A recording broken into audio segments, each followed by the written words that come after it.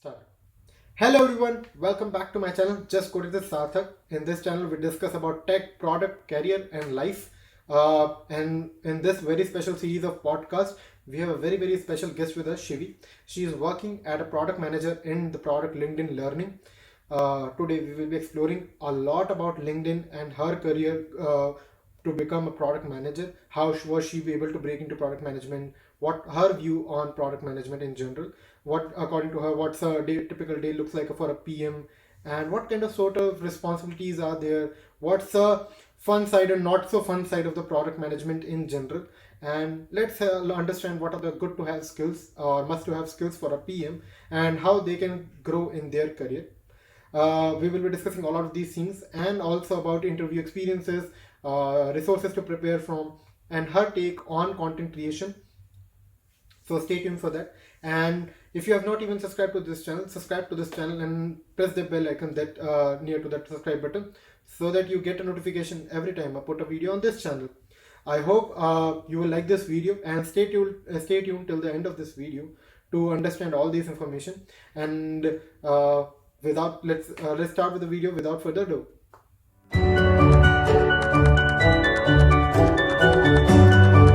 Yeah. Hello everyone. Today we have a very special guest with us, Shivi. She's working as a LinkedIn PM. The product that you have been hearing more about, you have been using in your day-to-day life, LinkedIn Learning. It's one of the best products of LinkedIn where you can get the resources about whatever stream you are working on.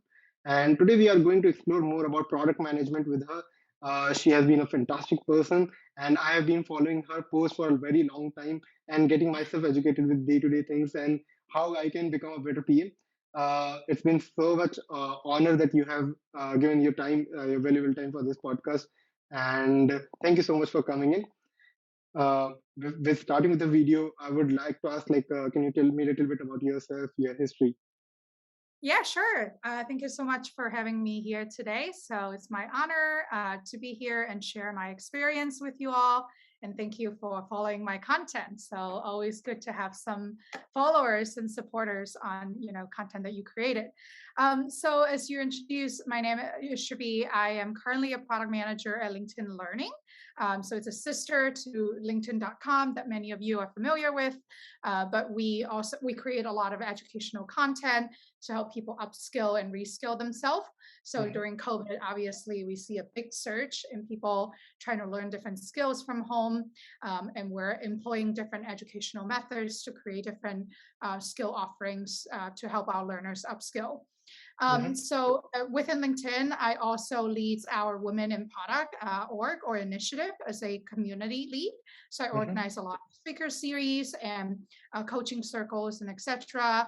I also consider myself a emerging content creator on LinkedIn. So as you Mm-hmm. mentioned that I've been creating a lot of posts on a daily basis, sharing advice on product management and career development since I think as far as like back in the summer. So it's been a few months now. It's been a Mm-hmm. really fun ride. And on the side, I also help. I'm very passionate about education, being the first generation in my family to go to a prestige college. So I consider, being able to access education something really fundamental and important to Mm-hmm. a lot of us to create an equal economic opportunity. That's why I'm part of LinkedIn Learning. And then I'm also mentoring a number of ad tech founders through the First Round Capital mentorship program. Mm-hmm. And I'm also consider myself as an emerging leadership coach Mm-hmm. through helping others, mentoring others, as well as creating content. Um, so I get my MBA from Kellogg Northwestern about 6 years ago now. Time Okay. really flies. And I have an educational background mostly in economics and finance, commerce. So Mm-hmm. outside of work, I love to travel and cook. I learned how to cook a lot of different dishes and have an Instagram account, during COVID. So I Mm-hmm. can share in the comment section below if you want to check out the stuff that I cook. I like cooking Indian dish as well. Mm-hmm. And reading is also my favorite pastime. Oh, terrific story. And I think that is a wonderful set of hobbies. Um, I'm sure that a lot of followers would love to see that. And please share me those links. I'll put in the description below. You can check out. And I definitely recommend people to have more and more hobbies so that they can look out to something beside their working hours and professional life. And that's a must have. Like for me, this is something what I want to love. Like creating content for and connecting with people outside my network, expanding my zone, expanding my horizon and perspective is one way to move forward. And I'm sure that you're a great cook, and uh, this in Thank the you. recent days in work from home situation, you might have like got chance to explore more and more new cuisines. Yeah, Thank you. yeah. So moving forward, since you are a great PM and you are at the level, LinkedIn as an organization, we are all familiar about. But if I have to ask, like, how did you get into product management? What was that one thing that tipped you off, or what made you move into this domain? How did you like realize that this as a domain existed?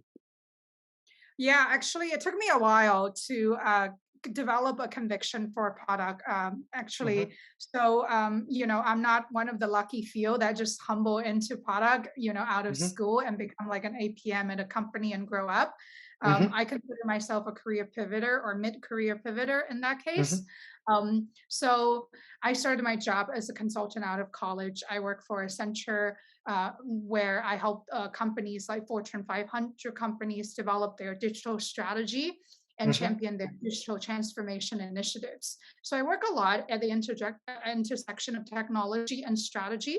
So we do have implementation teams based out of Bangalore that I work a lot with, and I visited the office in India a few times during my tenure at Accenture. mm-hmm. Um, it was fun time that I learned how to work with engineers and developers on how to build certain applications to help precipitate a company's transformation, Mm-hmm. mostly internally with their internal process to becoming more like a digital company. So a lot of them are e-commerce company, right? For example, they are very behind Mm-hmm. Amazon. They're trying to learn how to disrupt and not just disrupt, just like catching up with the Right. technology trend. And then some of them are telecommunication companies where they try to innovate with their Salesforce process. So a lot of them Okay. are using like CRM applications and things like that. So I would say, oh, I enjoy that learning process. I was learning a lot, like learning how to formulate strategy, learning how to work with engineers. Mm-hmm. But at some point, I feel like as a consultant, you don't really have an end-to-end ownership, right? Like you define a Correct. strategy, sometimes through a beautiful PowerPoint deck, and then if Mm-hmm. your engagement ends there, then that's kind of it. Sometimes I'm Mm-hmm. lucky enough for a few of my engagement, I actually get to work with developers and then sort of executing them Mm-hmm. almost to the end. But we're not sticking around to measure the impact of my consulting engagement. So in Mm-hmm. many ways, I feel like my impact was limited to whatever the consulting arrangement or engagement was. Mm-hmm. So at the time, I was having a little bit of an identity crisis. I think I want that full ownership end to end, from defining Mm-hmm. the idea all the way to executing it, seeing it through, measuring its impact. So I started looking out for like what are some companies or roles that I can work on. Initially, because I mentioned that I have a commerce background, and I was really, really good at making PowerPoint slides. So I thought into the trap of like, well, I don't have a CS background, computer science background. Should Mm-hmm. I go for a product position, or should I go for more strategy and ops position, which seemed to be an easier way in given my Mm-hmm. background? Mm-hmm. But once I enter some of those roles, I realized I don't just like looking at how beautiful slide decks. I actually like to build real things and work Mm-hmm. with engineers and designers. So then Yeah. it took me a couple of years to kind of shifted that focus back into product, starting by joining LinkedIn as a PM for internal tools, Mm-hmm. where I was able to leverage my previous experience working with, the CRM applications to help LinkedIn transform itself. Mm-hmm. We used to go to market with like 4 or 5 different line of business, each selling to different customer, right? Rather recruiters, ads, sales navigator, learning solution, all Mm-hmm. selling differently. And then trying to just kind of aggregating everything into one cohesive go-to-market motion. So I built a lot of tools and defining the processes for that. And then over the years, build some relationship with PMs at LinkedIn Learning. And I'm Mm-hmm. always passionate about education. So Mm-hmm. about 2 years ago, or 2 years into my LinkedIn journey, so I've been with LinkedIn for almost 4 years now. Mm-hmm. 2 years into my LinkedIn journey, I made that formal transition to become a PM at LinkedIn Learning, Mm-hmm. where I get to build product that impacted millions of users, not just internal user. So that was a really fun and kind of a long-winded transition, actually, if you think about it. So for Mm-hmm. those people who are thinking about, pivoting into PM or are kind of middle in their career, you already built a career before Mm-hmm. that point, and now you kind of wonder, is it too late to make that transition? I think there's still hope. And a lot of great PM actually did not become PM, Mm-hmm. as an early professional, right? They develop kind of their own expertise and bring in a different perspective Mm-hmm. into the PM job. So I don't think it's too late to become a PM. And I Yeah. encourage people to explore. Yeah, I think that's a phenomenal advice, and I can definitely vouch for that. I myself come from consultant background as well. I was working as an analyst, and then I realized this is not the perfect role for me as well. I also wanted to make a switch towards product, and I am out of those lucky few who were able to make this transition. And day in day out, I always recommend to explore all the career options that you can, all the streams are that there are, and definitely a very very very pro supporter of the education. uh, and one of the activities that I do is that I sometimes pick up few students and mentor them on weekends and everything. So I think you are doing very good with the education part and the LinkedIn Learning, and making the transition from consultant into a product based in a product side is a difficult one, but at the end of the day it's the hustle part of our life. You have to keep hustling and make your shift. So, a phenomenal story to hear. Yep. Thank you. I appreciate it. Yeah. So, diving deep into this product management, I think what is exactly product management according to you? And what are the day in, day out tasks for a PM? And how a person can identify themselves as a correct guy for this profile? Like, if you're the right person or not, if the person, if this product management is the right way to move forward into the career or not. So, what's your take on it? Yeah, definitely. I like the how to describe what is product management sort of in three different words. I think PMs articulate the why Mm-hmm. of a product, right? So the why, and then defines the what of a product, and then facilitates the how. So the why, the Mm-hmm. what, the how. Mm-hmm. So when it comes to articulating the why, I think a lot of times this includes defining the product strategy of like why we're building a product, what problem does it exist to solve, Mm-hmm. who is it serving for, right? So a lot of it, this comes into formulating the strategy. So the work Mm-hmm. that goes into formulating the strategy might includes doing a lot of customer research, competitive research, working with a lot of cross-functional leaders to understand what's important, and then also your product exists in the ecosystem of the entire company, their goals and objectives, and you want to understand how your strategy kind of facilitates all the other missions and values and OKRs that the bigger company is striving. So that's Mm-hmm. the why, right? Being an evangelist, understanding the why, articulating the vision, and always like sort of champion for your team, and on your behalf. Um, the what is really, I believe, where a product manager, especially early on in your career, something that you really want to sharpen. The what's is basically there's a lot of noise in the market, a lot of different Mm-hmm. ideas, people constantly coming to you, customer coming to you, teams coming to you, and say, why don't we build this, X, Y, and Z? It Mm-hmm. is your job as a product manager to kind of sift through all that noise and all the uncertainty unknown of the market, because you don't have all the data all in place, right? It's not a perfect world, right? Like you have to make assumptions, you have to make decisions based on imperfect data. So Correct. it's a product manager's job to like understanding, okay, what is the right thing to build and why should we Mm-hmm. build it now? So prioritization is a very important task. If there's only one single skill that a PM should nail, is absolutely knowing how to prioritize, right? You need to Mm-hmm. know what needs to be built in what sequence and why. Mm-hmm. And once you know the what, then the last step is facilitating the how. Here, I emphasize on facilitates because engineers and partially the designers are the ones who's actually owning how to design the look and feel of the application and how to Mm-hmm. implement it under the hood, right? So as a Right. PM, you are not a manager of the designer nor the engineers. So you Mm-hmm. actually have influence over them, but you don't have direct authority over them. You can't dictate and say, go do this. Correct. You might be able to do that occasionally, but it's Mm-hmm. going to backfire, right? People might not trust you. Mm-hmm. So there's a lot of influence without authority.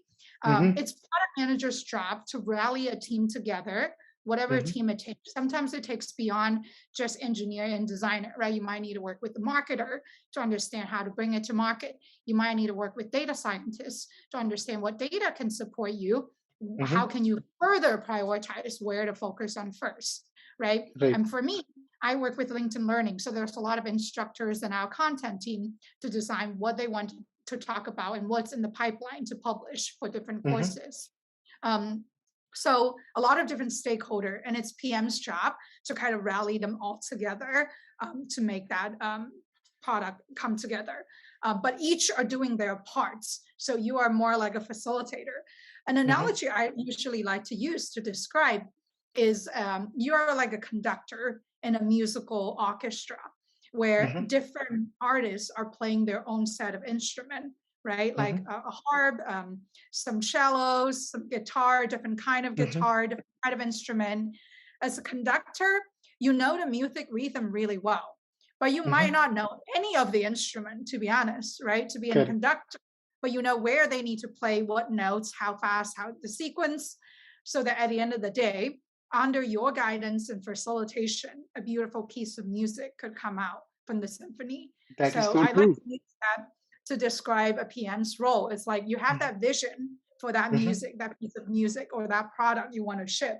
But then Mm-hmm. you have to be able to guide everybody in that orchestra and your team to be able Mm-hmm. to deliver it. So this is how I would describe like what PM is. And then what you do is basically anything in between, from defining the strategy to defining how to facilitate the building, of what product, the prioritization. Mm-hmm. And at the end of the day, you're responsible for debugging, making sure that, it's ready to be shipped. And once it's shipped, working with the relevant team to measure its success. Is it Mm-hmm. working as intended? And all of that, and everything in between. So I think, what is the right profile for PM? Um, I like to answer this from, like, I feel like a lot of people are a good fit for PM because there's a lot of different types of PM. PM is Mm-hmm. not just one, right? There's like people that focus on taking a product from 0 to 1. So those are more creative, ideating type of PM. There's Mm-hmm. PM who are really, really good at data and they're doing more like experiments to optimize, a piece of a product or a feature. There's PM that focus more on platform and scaling. And Mm-hmm. then there's PM that are more, consumer co-experience. There are PM that are more growth focused, where they Mm-hmm. focus on driving acquisition of new customer into the product. So I do Mm-hmm. think there's a lot of different flavors for PM, and a lot of people could, fit into one of those flavors. And then there's debate about whether you should just specialize in that vertical, or you could like grow up specialize and then like broaden different aspect of PM so that you become like a PM generalist. I think those are all valuable career paths. But in Mm-hmm. case of who would be a right fit, I think I like to actually debunk some of the myth around PM, because PM right now is a very hot job in Silicon Valley, in India, in many places, right? A lot of people come to me, especially since I started creating content. You just have people come to me and say, can you mentor me? I want to become a PM too. I Mm-hmm. probably receive at least 10 of such Mm-hmm. messages a day. So I think there are a lot of myths around PM. And it's not to say that you should only focus on PM as a career and then all the other career are not as great as PM. I think Mm-hmm. to your point, it's like, what is the right fit for you? So let's say if you wanted to become a people manager faster, sooner, and managing bigger teams, So then, such that an operational team is actually probably a better fit and a faster career trajectory than stepping Mm-hmm. back into PM. Because PM, and many times, like I mentioned before, you don't have direct authority over any of the teams that you work with, at least early on in your career, right? Mm-hmm. You might have extended period of time where you might be an IC before you Mm-hmm. become a manager. Whereas I know in a lot of operational roles, people can advance to a people manager position very quickly, maybe with Correct. just like 3 years of experience or less. Mm-hmm. Obviously, there are exceptions to this rule because if you work for a startup, sometimes they grow fast and you can grow within it as well. Mm-hmm. And then the other thing is that some people think that it's sexy that and it's important that PM get to make decision, defining Mm-hmm. strategy. It's so cool, and blah blah blah blah blah. It Yeah. comes with stress and risk that Right. comes with it too, right? Because Yeah. if your decision and your strategy didn't execute well, the Mm. ultimate accountability is on you. So Exactly. are you comfortable with making decisions under Mm-hmm. imperfect condition, right? Maybe not all the data is there. Maybe there's some urgency you need to move. Maybe a competitor makes some move and you need to react. So like, are you comfortable working under stress and like Mm-hmm. navigating ambiguous situation, right? And then the other thing is like, a lot of people might be very comfortable working in their own domain, right? Like being like, I'm doing a good job for my, what I'm supposed to do. But Mm-hmm. as you can understand from the nature and the diversity of the type of tasks that a PM needs to execute to make sure a product is successful, Right. you might sometimes need to act outside of your comfort zone. You Mm-hmm. might need to be brave enough to really, take the leap and face and like, working hard, stepping up, helping the team. So are you having the courage to challenge yourself from time to time and stepping out of your comfort zone? Right. Mm-hmm. That I would consider a pretty big important part of PM. And then some people also think this is a very common notion that PMs are like mini CEOs of the product. Mm-hmm. Again, I think this is not necessarily right because Mm-hmm. you don't have authority. CEO has authority. They can Authority. just say, Yeah. okay, I don't want to build the product this way. I want to build it that way. Mm-hmm. And then people will have to listen to them because they're the CEO. But as a PM, if you want to pivot your product or if you want to build something a certain way, you have to convince people first because Mm-hmm. it's like I tend to think of it like a fuel tank, right? Like in a car. Let's say the Mm-hmm. first couple of times, if you come up like top down and say, I just want to build this and you guys need to follow me, maybe people will do it for 1 or 2 times, but then your Mm-hmm. fuel just gonna go down and people start not trusting you, and you just don't have the credibility for people to inspire people to work on what you want people to work on, right? Mm-hmm. So then as a CEO, you can still, ask people to do it, right? But as a Yeah. PM, it's a lot harder. So just make sure that you setting the right expectation of like you want to be in product is because you love the challenge, you love really solving a real problem, making an Mm-hmm. impact in users life, not so much about, oh, this is a hot job, I have a lot of power over people, Mm-hmm. right? I get to manage a lot of people. It's not usually the case. But if you on the other side you're passionate about the challenge, you have a growth mindset, you want to consistently learn new things, getting new things built, creating value for your users, then PM is a great job. Yeah, I think Shivi, this is very beautifully explained, and with the right set of analogies. I think people always look at the sexy part of the job, that you get the power, you get to make the decisions, but they don't see that not so fun part of the life, getting those implemented. And at the end of the day, if product fails by some reason, it's your head at the line in front of the things. So it's you who is explaining everybody, and I often consider this role where you are the pseudo manager. You are not the direct manager of every person, and Mhm. it's so you cannot be authoritative, but you have to convince them by your communication skills and everything that this is the vision that I'm expecting, and it's like you have to convince them. You have to make them aligned with the vision, with the resources that you are available with, and I think everything you mentioned makes so much sense right now.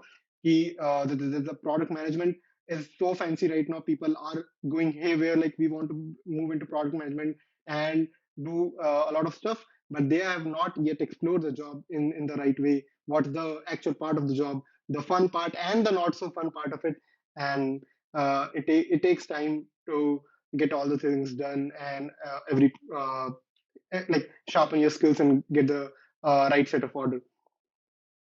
So Exactly. yeah, and it's like, so I am at Bangalore and I'm seeing a lot of people's moving into product management from their current domain, and they are still figuring out like what's its product management and what are the things they can do. I'm all for learning, but making a switch too early in your career just because the profile was too sexy is not the right way to think about it. That's what my 2 cents on it. Yeah. Yeah, absolutely. Mm-hmm. I also think that there's like different level of skills that people can acquire over time. Mm-hmm. And sometimes if you look at the full list of skill, it can look very daunting because Mm-hmm. product management, as you hear me saying, it's a very well-rounded role, right? So it does Correct. require a lot of skills, Mm-hmm. but those skills you can accumulate them over time on the job Right. as well. But Mm-hmm. if for anyone who wanted to get like the first PM job, get your foot in the door, I think what's really important, like I consider some of the must-have skills are like being able to get things done, like execution skill. Like to be Mm-hmm. honest, if a team has a PM that can get shit done, I mean, like that's valuable Exactly. than a PM that can do any other things like strategy, UX, but not Mm-hmm. able to get things done. So early in your main goal is that you can do whatever it takes to get things done. So Yeah. execution skill is very important. So if you want to apply for jobs in PM, you need to be able to kind of tell stories about, well, did you turn around a challenge situation, even if it's not directly related to product, but Mm-hmm. how can you showcase that you can get things done, right? Right. And then I think excellent communication skill is always helpful because you need to influence so many people to get Right. things done, right? Mm-hmm. And then you can like lead through influence, not necessarily direct authority. Correct. Prioritization is part of your execution toolkit, right? Because Mm-hmm. there's only so many things people can do. There's Mm-hmm. always a lot of ideas. Ideas are cheap, right? Only when you can actually make it happen is when it becomes valuable. So, how do you prioritize? What's the 80-20 rule? Like, how can you spend 20% of the That's right. effort and 80% of the return just to make Mm-hmm. sure we don't reverse the 80-20, 80 Correct. effort, 20% effort, 80% return, Mm-hmm. and thinking about ROI of every one of your decision.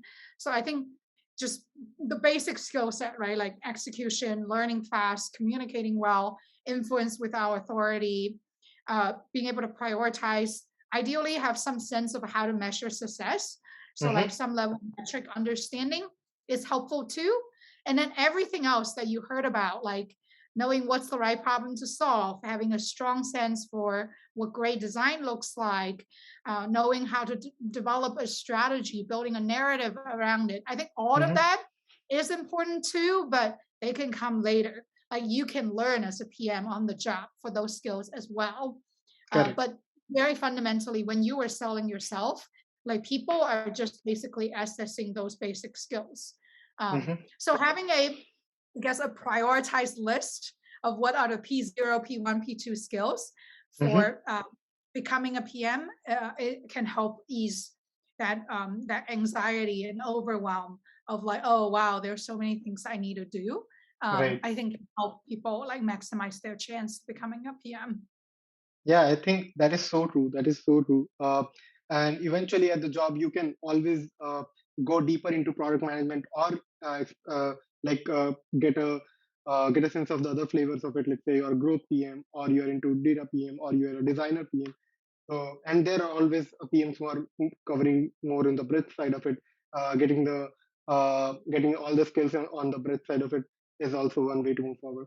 And I think my chief product officer always mentioned like ideas are dime a dozen. It is the execution that matters a lot, because at the end of the day, the idea that is getting executed will give you some returns. Will get you the things to move forward with, things to work out. You can sit on or you can sleep and you can think about ideas, but if you have not executed it, it's not worth it. Yeah. Hello folks, so with this we come to the end of the part 1 of this video. I hope you got a lot of information about product management, LinkedIn, and what Shivi is up to, what's her career or day-to-day responsibilities look like, and what's the next thing she's headed up to. So I hope you have enjoyed this. Please like this video and share it with among your friends who are interested in breaking into product management and looking to make their career in LinkedIn. In the next set of videos, we will be discussing a lot about this in more extension. So subscribe to this channel if you have not done that yet, and see you in the next video. And before that, let's thank the supporter of this channel, Newton School. So guys, what is Newton School? Newton School एक edtech startup है जहाँ पे you can learn more about different technologies out there. They will help you get job offers from these top tech companies. And उनका एक बहुत ही अच्छा programme है जहाँ पे आपको ₹1 भी पे नहीं करना है जब तक आपके इन कंपनीज में जॉब नहीं लग जाता. They have very good offerings with this course, live classes, industrial projects, mock interviews and personal mentoring. I will put the link in the description and I suggest you all to check this out and explore their courses.